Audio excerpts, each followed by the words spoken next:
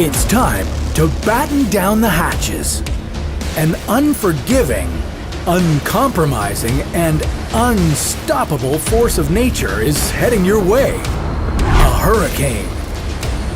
Hurricanes are one of the most destructive forces that nature can throw at us, covering an average diameter of almost 500 kilometers with deadly storms. Do you even stand a chance of living through one? Well, hold on to your hat because today you're going to learn how to survive a hurricane. A hurricane is a type of tropical cyclone that can cause high winds, torrential rains, storm surges, and massive amounts of flooding. And if that's not bad enough, there are a lot of ways a hurricane can kill you. You could be crushed by a heavy flying object, drowned in a flood, or even buried in a landslide. The point is, they're not a force to be taken lightly. So let's say the weatherman cancels your plans for the day by telling you a hurricane is coming your way. What do you do? Can you outlast a force of nature? Or is it time to kiss your butt goodbye? Step 1. Prep.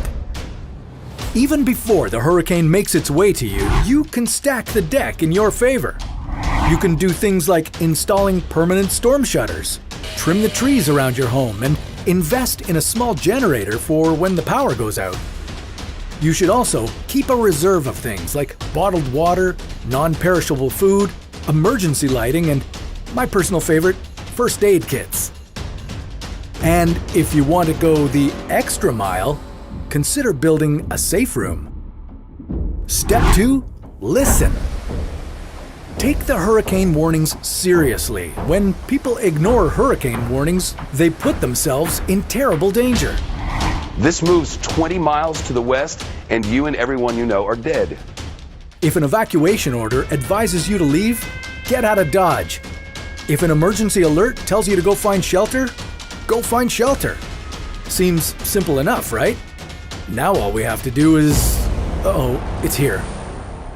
Step 3. Lockdown. Stay indoors, away from any windows or glass doors. You do not want to be outside when the hurricane comes to town. Take refuge in a small room like a closet or a hallway on the lowest level. Basically, any place without windows. Next, take cover on the floor, under a table or another sturdy object. Brace yourself, this is going to get bumpy.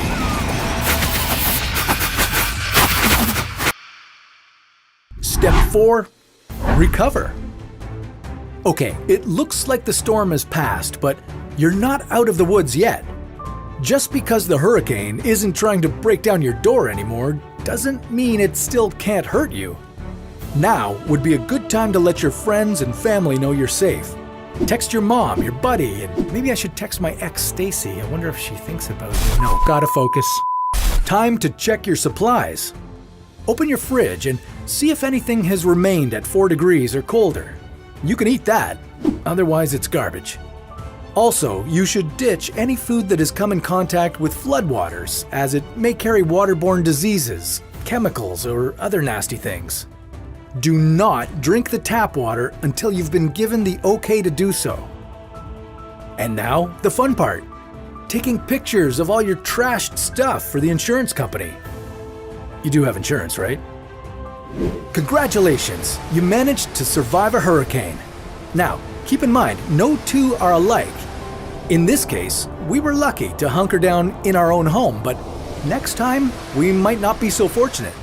Surviving a hurricane all comes down to preparation and planning. The more you can do to prepare ahead of time, the better chance you have of making it out of this in one piece. Get supplies, food, first aid kits, and always be ready. Nothing is sacred to the hurricane. After all this, I think you've earned a well-deserved break. Get some sun, enjoy the smell of the ocean, and